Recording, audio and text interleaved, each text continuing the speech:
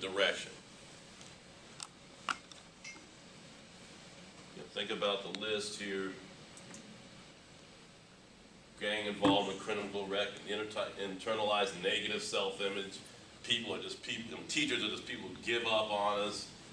Negative school identities, no history of school success, all those different things, and then you have the list down here. So what would need to happen to move that in a positive direction?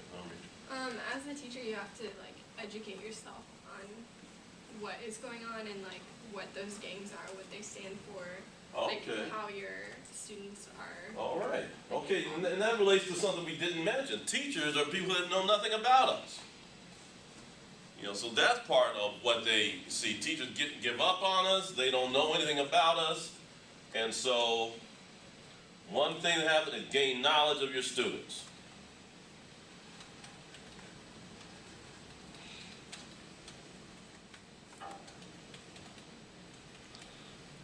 Okay. What would be, something else that would need to happen to move that in a positive direction? Going right off of that, once you learn about your students and what they like, you can start seeing connections between them and start helping build those connections. Okay, so you need to build connections between the students.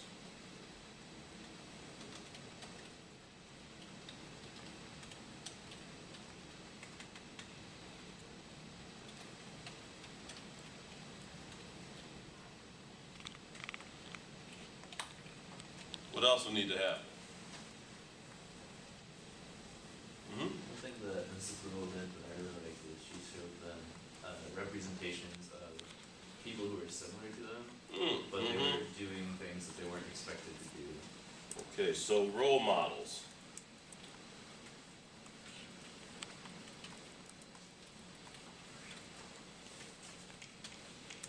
For a different outcome. So they can see, kind of imagine themselves doing something different through these role models. Excellent, very important.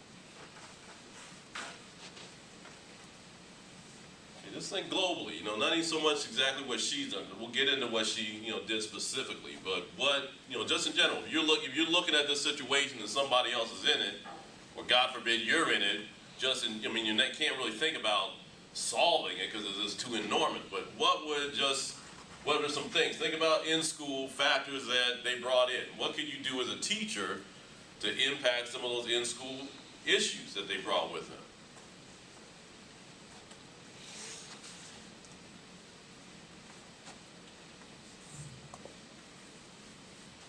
Couldn't you take your learnings of the gangs and incorporate that into the teaching of your classroom? Okay, incorporate what you learn about your students into the curriculum. Okay, very good.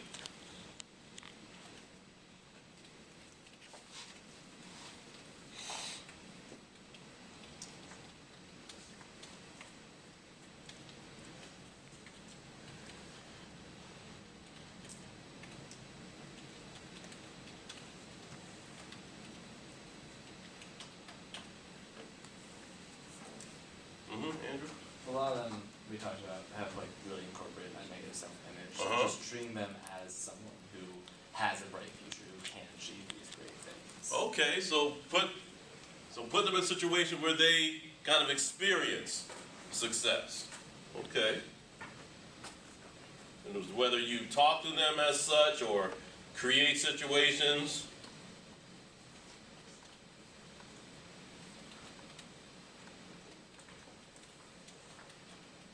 Again, it gets back to that experience versus just somebody telling you something.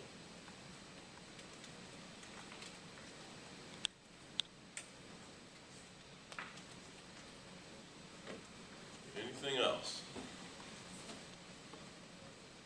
Maybe just have an open discussion about race, ask students why they think that way. Okay, all right. So Kind of shout out those concepts. So dialogue about the difficult issues. Instead of just kind of going on with the curriculum and as if everything's, just fine and dandy, let's have a discussion. We have all this stuff that's going on. Everybody knows this classroom's a gang territory. Let's talk about it. Does this make sense? Okay. Good. All right. Any others? Rachel? I was just gonna say, like, I don't know, like, not necessarily in this case, but like being involved, like, in your community. So a lot of teachers who end up teaching in like a setting like this will live like outside that community, and they only drive in. Okay. And then you're like avoiding being able to relate to your students because you don't know what their like neighborhoods are like or the community. So being involved in the students' communities.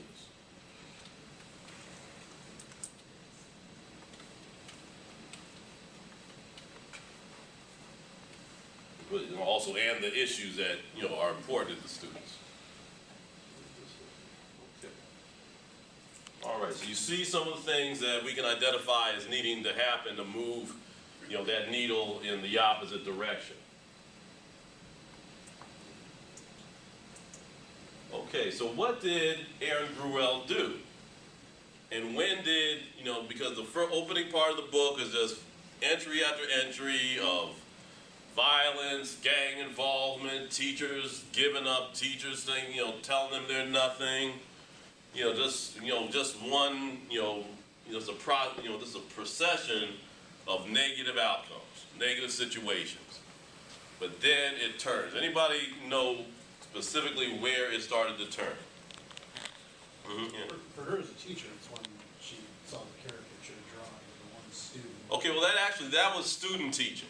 Okay. So freshman year, when did things turn?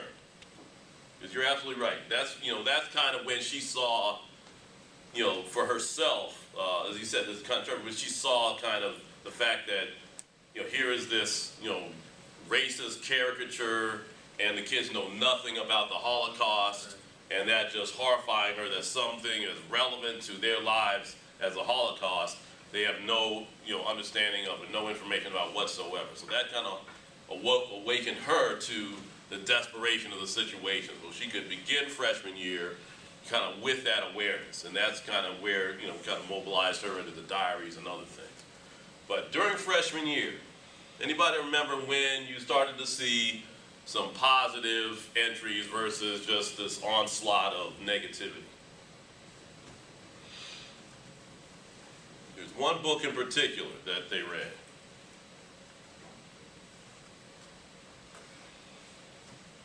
Is it Food Games? I feel like, That might have been, I think that was a little bit later. okay. So freshman year, there was a book that, led to positive statements about the classroom and about the experience. Durango Street. Excellent. That's right. So what was Durango Street about? It says right there, Durango Street was about an African-American teenager named Rufus who was just released from juvenile hall. He's trying to stay out of trouble because he promised probation. Okay, excellent. So just, we'll just break that down a minute. What was the reaction to Durango Street? Why was that such a big thing? Mitch? It was highly relatable. They finally read something that they could relate to. Again, school is a place where we read things, or we encounter things, and literacy in particular, books are those things that have nothing to do with our lives. So they read a book, Durango Street, and many of them said that was the first book they'd ever read in school that had something to do with the lives that they lived.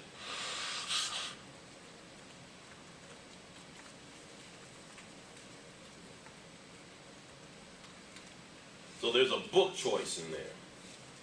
Again, getting back to what we said earlier, starting to make the curriculum relevant to the knowledge about the students. So now curriculum's relevant, all right. So taking one step further, what did she do to teach Durango Street?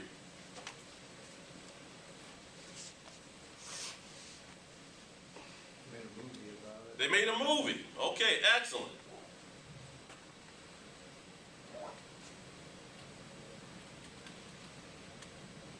Now, why would she could have them write an essay or take a multiple choice test. Why did making a movie have an impact? Well, this is to continue making those connections. Okay, what did you say? Was it Amanda? Yeah. Okay, what? By doing an interactive activity like that, you're forcing them to continue to make connections with that book and that story. Okay, so they're more likely to connect to the book by enacting the book. Right. Okay, all right. But see, that's something, again, to think about instructionally. You know, she could have had a traditional approach, was reading comprehension, and the state standards say this, and we go in that direction, which would, in all likelihood might have limited the personal impact of reading that story. But now, because they're making a movie, they have to embody the characters. They have to become the characters. And then, let's step back one more time, the Durango Street. So it related students' lives, and then there was one other thing you said, Andrew, about Durango Street that was critical for kind of moving things in a positive direction. So it was about an African American who gets out of juvie, and then what else? There's one other thing you said. He promised his parole officer that he wouldn't get in trouble. He's trying to turn his life around. Yeah. Goes back to that role model idea you said. Exactly. So the book could have role models. And there was a lady who I used to work with in Delaware, and she owned a bookstore, and she would send books to prisoners, incarcerated young men, and they would have to,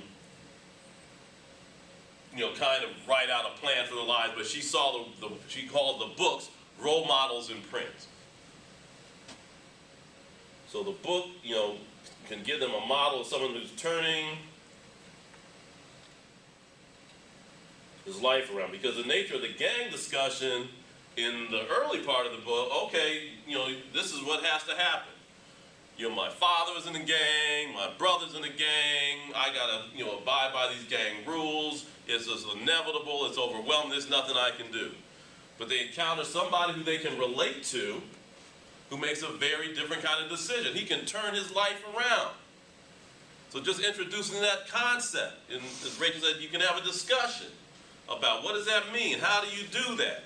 So now you're taking things in a very different direction based on the choice of the book. So making the movie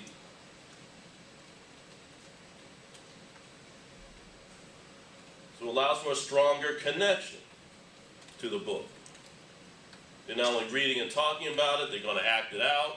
And let's say, then additionally, not only in terms of the background of the kids, how does making a movie enhance things like reading comprehension?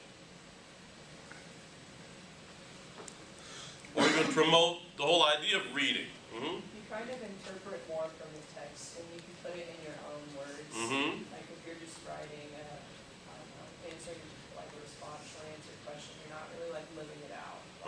For them to like act it out in this movie, they can turn that into imagination, then acting it out in their life. Oh, okay. So again, that draws from the imagination.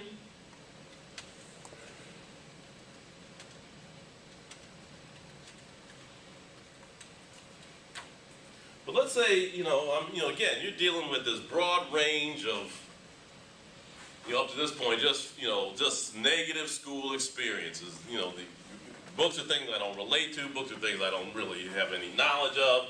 So how would a movie actually enhance the understanding of a larger range of students in that, who are dealing with, this background of just failure and disconnect and alienation?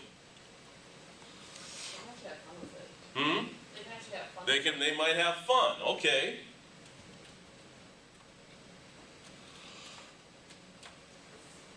Derek? Something that the other kids aren't doing too, like some of the entries talk about how their friends in like the mainstream classes were jealous of them because they were making movies. Yeah, you're getting ahead. But that's very important, but you're getting a little bit ahead. But just in general, if someone's making a movie and they're acting out the book, you're actually going to experience the book. Before, if you're having just a book talk or talking about, reading comprehension, that's going to just, half the class is going to nod off on that. But if you have your classmates in front of you acting out the text, and the text is something that you relate to, it might inspire you to pick up the book. We're helping you to understand and follow the discussion. And so it creates a higher range of engagement because it's not just, you know, you have to read it and experience it that way to be a part of the experience. You can have, you know, movie calls for different roles.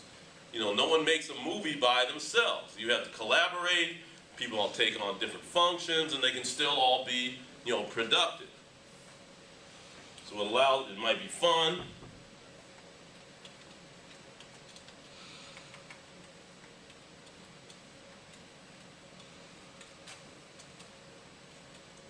I think it was in the book that she talked about how, anybody ever hear, this is way before your time, a movie called Boys in the Hood? Yeah. And yeah, Not before my time. not before your time, okay. So there's a movie called Boys in the Hood, and there's an African-American director named John Singleton, I think came from, you know, their region of California, so he was like somebody that they, you know, would know and identify with as an African-American who was successful. And the reason she said she made the movie was so that they could be like John Singleton. And so they have that experience of being like, you know, their role model.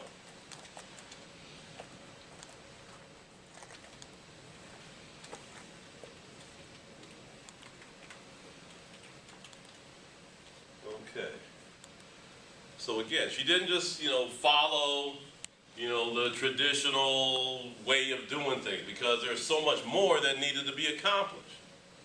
You know, if she had followed it, granted, you have some students who are more motivated, they might have written an essay or, you know, done well on a test, but what have you really accomplished given that massive amount of negativity that you need to move in a positive direction? So then, you know, she, you know, with this movie, okay, there's one other very important impact of making the movie. When they were making the movie and they were talking about who was going to play different characters, something very important happened. Everybody remember that part? Mm-hmm. Two individuals were vying for the same Mm-hmm. role. Mm-hmm. And is this the point that You're right. Yeah, you're right on. Yeah. And one of the kids made it like known that he understood the. Yeah, he understood what the character was going through. And then his friend, who he had misconceptions about. Wasn't even his friend. Not even his friend. Yeah. Yeah. Another classmate. Yeah. He was wondering why the student wanted to play him, because he didn't, like, he probably had his life a whole lot better. Yeah, they had all these conceptions. He might have even been part of another gang or something like that. So he's got this conception of his classmate. Oh, he's got it made, and he can't relate to what I'm going through, and why is he wanting to play this character? Yep. Then they find out they have all this in common. Yep. So the movie actually forced people to understand one another. So it created understanding between all of these different hostilities.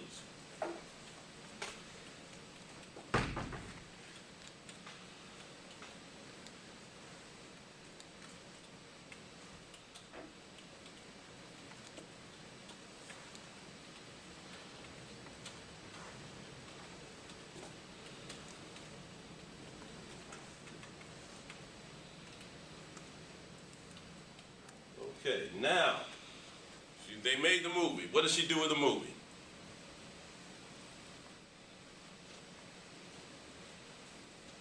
Did you just have a nice little class meeting and they showed the movie to the class and everybody kind of got a chance to see what they had done and enjoyed it? Mm-hmm. They showed it around the school. They showed it around the whole school. Now we get to what Derek was talking about. So when they showed it to the school, what happened? The other kids got jealous. Which other kids? The kids in the mainstream classes. The mainstream, not only but the college-bound AP students even got jealous, wondering why can't we do something like that. So she created an experience of undeniable success.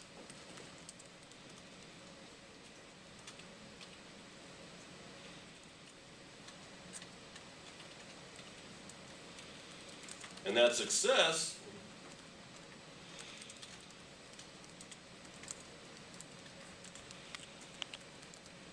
force them to really deal with this whole, I can't experience, no one in my life, does well in school. So now they've had an experience of success, which you know, one could argue no A on a test could he begin to replicate, because if it was just held within the classroom, that okay, I did well in my class. Everybody else in here is ghetto English, big deal. But you know, you show it, you make it a public statement, you show the accomplishment to the whole school, the advanced placement kids get to see it and they're wanting to do what you're doing, that blows their whole self-image. That negative self-image can't, you know, it can't maintain under that kind of, you know, pressure. Because, you know, the other kids have seen it, they saw us, they valued it, and that wouldn't happen unless we did something good. So again, just in that one activity, kind of move that needle in a positive direction. Okay. So that was like the first, you know, kind of breakthrough, you know, which got things moving in a positive direction. So what are some principles that you can draw from, you know, that book and movie and what she did with the movie situation? What helped that to be successful?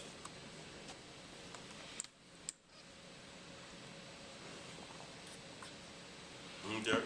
Yeah, at the core of it, it's like just reflecting on yourself and building that self-image. Okay. Like, that's All right. just like the whole journaling thing is about that. Okay, all right, good, good. That's actually very good. So, create a situation.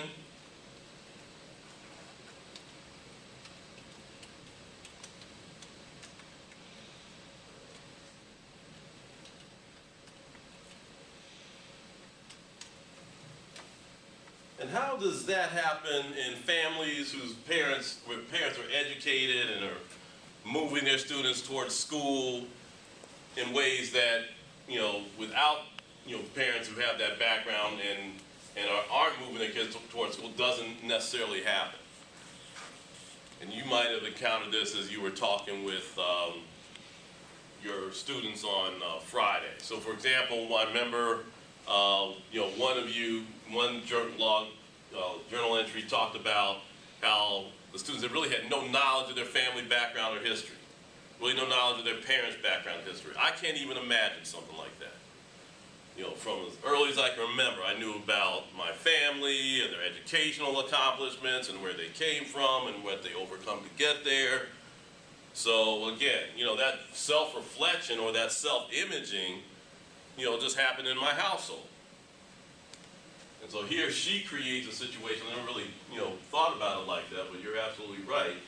On multiple levels, there's this self-reflection. So you can think about, and there's this theorist named Paulo Freire, and he talks, it's called pedagogy of the oppressed. And he says people who are in oppressive situations, they feel like just life overwhelms them, and it's inevitable, and there's no way they can make a change, and so they don't even think about it. And see, that's the other dangerous thing about, you know, those opening elements where you see all that negativity. It's normal. You know, they don't necessarily see it as bad because that's all they know. And so they're ready just to go down that pipeline and not even question it. But Paulo Freire says, you know, what you have to do with students or people who are in an oppressive situation, help them to see that they can hold the world up for examination and then make decisions about what kind of outcome that they want. You know, before that, there's no decisions. They're just getting ready to go to school and fail and think everything's negative and bad, and things are normal. Nothing's wrong. But because she created a situation where they had to reflect on themselves and reflect on their lives and begin to see different possibilities. And then, so that was like a necessary first step. So what were the ways in which that self-reflection unfolded? You know, once she started the students reading Durango Street. What were some steps in there?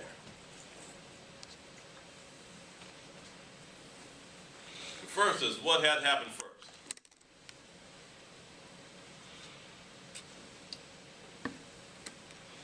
Without which none of this could have happened. What was the first and necessary element of this whole situation with the movie? The book. They have a book that they can relate to.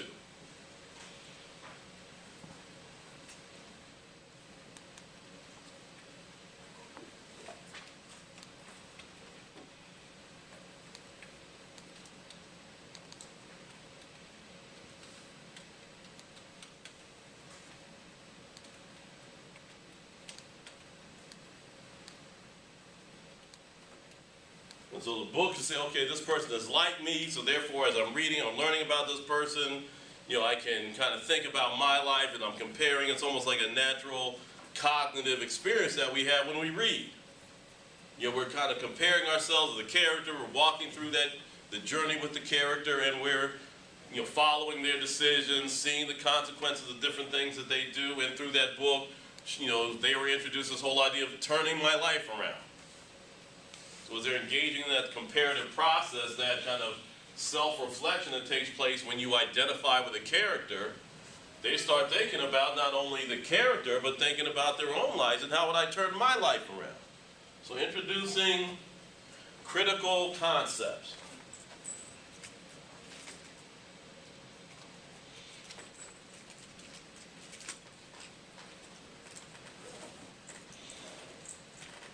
See, these are the kind of things you have to do when you see something that represents an outcome that, as a teacher, you would want to have. You got to have to break it down and find, okay, what makes this thing work?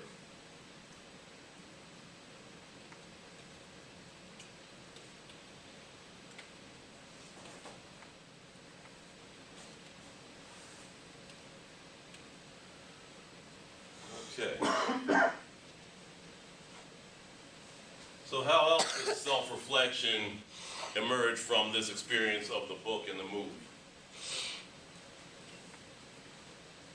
And again, given, as we talked about, their sense of self is so interconnected with their, you know, group identifications and that kind of thing that, you know, it's hard to separate, you know, one from the other.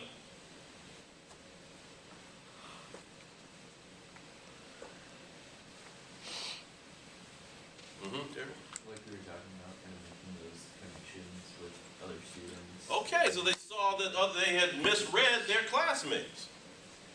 And realized that, you know, they're all in situations which, you know, kind of reflect what's going on in that book.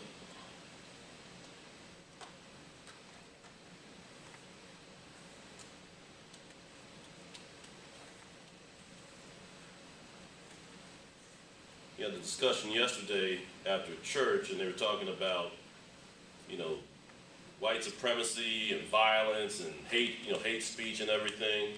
And we're talking about how so much of it is just rooted in total misunderstanding. Somebody's told them about another group. Somebody else had an experience, and this is what they did to me. And so then therefore you have to draw a broad conclusion about all those people. Very rarely do those ideas come from actual life experience. So also misunderstanding and just, you know, fuels, you know, so much of that sort of thing. And so when you create a situation where now they're understanding one another, then that calls into question a lot of assumptions that you then have to examine and investigate and question and maybe, you know, not, you know, tend to internalize in the way that you did before. Okay, so what are some other principles of success that happen?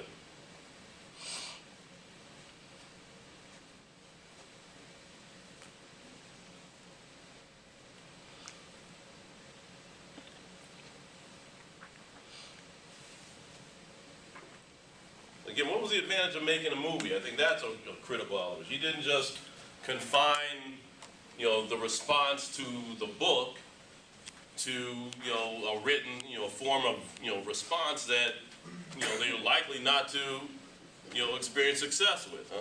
This may kind of go along with understanding one's peers, but Mhm. because they made the movie, they had to interact with one another. They had to Okay, excellent. So maybe work with people that wouldn't normally choose to work with. Absolutely.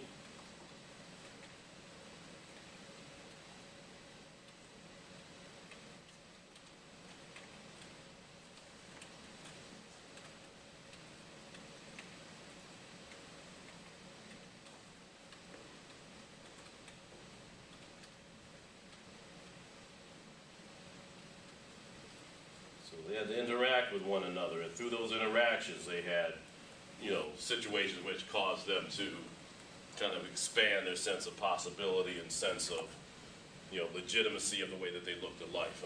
And I think going along with that, like, it helped them engage with their peers, but also, like, the teacher because they hadn't had many teachers that actually like gave them something that was relatable. Okay, all right, okay, excellent, very important. So, it changed the image of the teacher.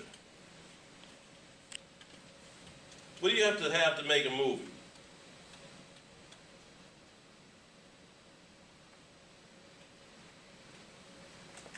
That would push the element of changing the teacher, much further than if she just gave them a, multiple choice test. If you make a movie, what do you need? Without, Equipment. Okay, here's the ghetto English class. For those of you who saw the movie, they didn't even want to give these kids books that were new. She's gonna give us cameras, but this is the '90s, so you had to have kids. There was no phone, there was no iMovie, iPhone to do the video on. You had to have real camera, real equipment. So you touch these ghetto English class, these gangbangers with real equipment. So that trust, she trusted us enough to really think we could do something like this, and then helped us to make it happen. So then, again, so the image, okay, she's not going to be, she can't stay in this teacher category that we have where all teachers just give up on us and think that we're no good and can't do anything. So the teacher's identity changes. So if we go back to our list, you start to see how you can just click one thing off after another that we said had to happen to move this in a positive direction. I think another thing about the movie,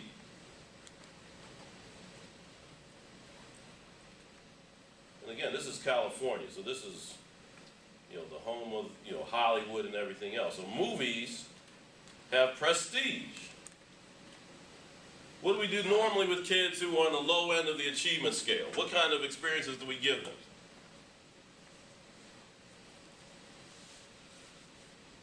Structured, everything's kind of laid out for them. Okay, there's no chance for creativity, but what do you want to categorize our usual institutional response to the lowest achievers? What do we have them do? It's like the easy work, I guess. Okay, we dumb it down. It's not very challenging. It's not challenging, but even then with them, they still be challenged by it. But we kind of dumb things down and lower things in terms of their significance. There's no creativity, but a lot of times it's just drill work. If we're just going to have you go through worksheets or look at these very rudimentary elements of language and reading. There's no engagement. There's no enjoyment. There's nothing that, okay, I'm going to, inspire me to improve my practice. I'm just going to, get put through the motions. But here, as part of their kind of remediation, they get to make a movie. Because again, it's not just about the literacy elements. You got to build up a whole sense of what school is about, what teachers mean, that success is possible. Otherwise, none of the other stuff is going to take hold. That's what Principal Mohorn is saying. Okay, you got to build that relationship. Then, if you build that relationship, that will inspire them to do the other things that you need them to do. So again, getting beneath the surface, not just focusing on the traditional curriculum, but kind of working at that foundation that needs to be built and that you have to have in order to build up those curriculum skills.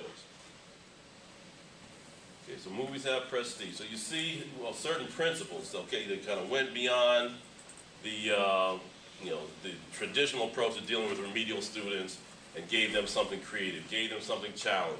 Also,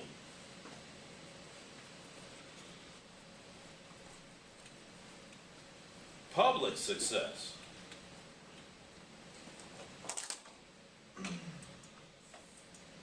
It wasn't just something that happened in the classroom and then it was put in a drawer and it's gone.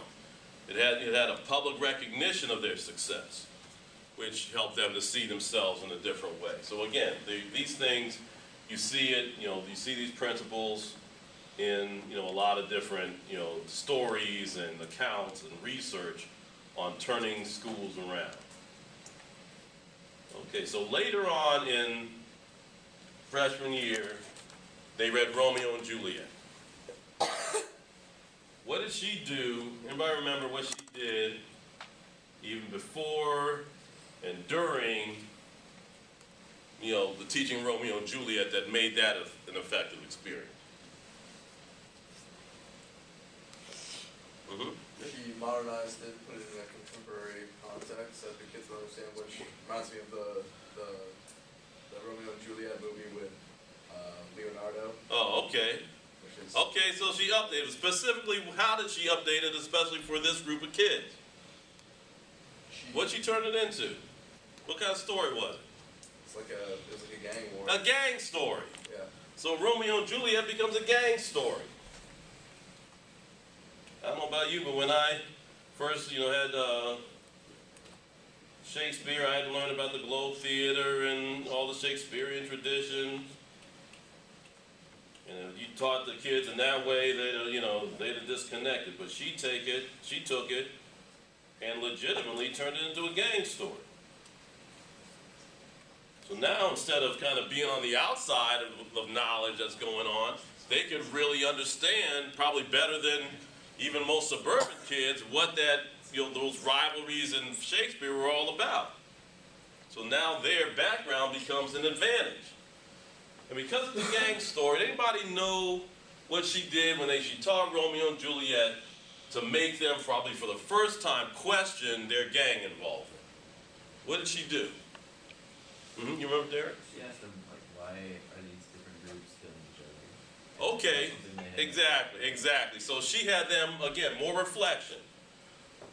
She actually said, does it make sense at the end that these two young people have to die? And their response, uniform, no, it didn't make any sense. And then she says, well, how is this different than what you all are doing all the time?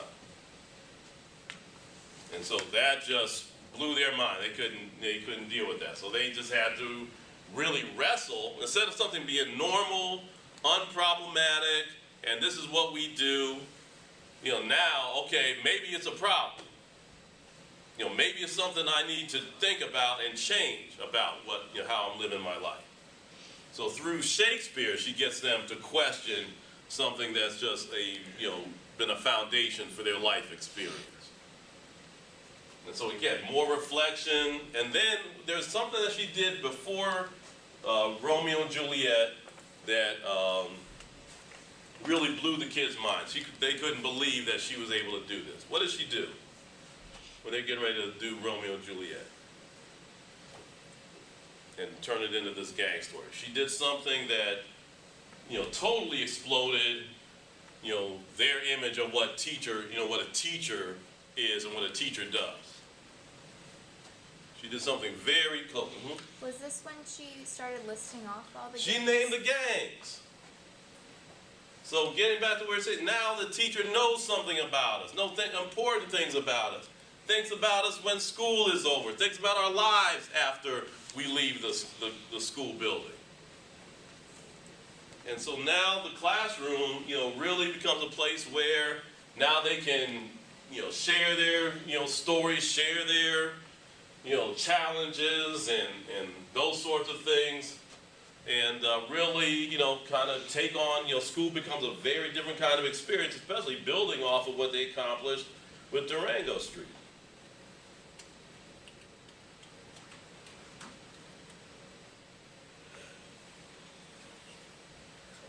Okay, now there's one thing I actually saw Garen Gruel in a professional development and experience in Pennsylvania. She was sharing with a group of English teachers from a school district called Quakertown School District, and they asked her kind of what her approach to teaching was, and she called it into, through, and beyond. So she said that the goal, one of her goals in forming instruction is to get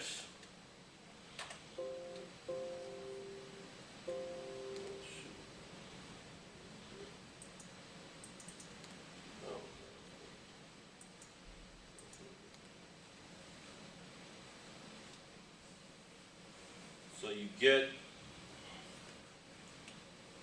into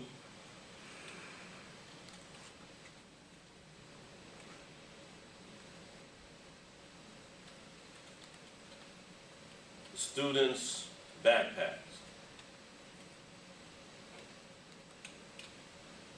See, whatever's valuable to them as adolescents, you're gonna find it in their backpack.